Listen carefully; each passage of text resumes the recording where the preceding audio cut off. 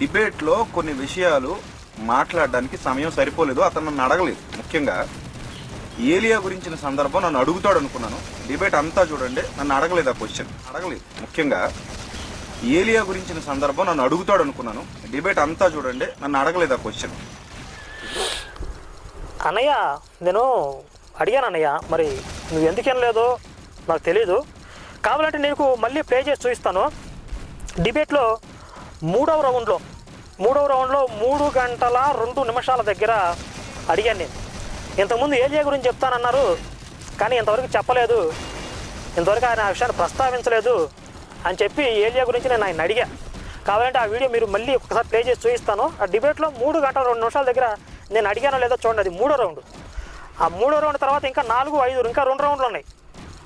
ఆ 2 రౌండ్లో కూడా ఆయన చెప్పకుండా క్వశ్చన్ అవర్లో అడగండి అంటున్నాడు. Question hour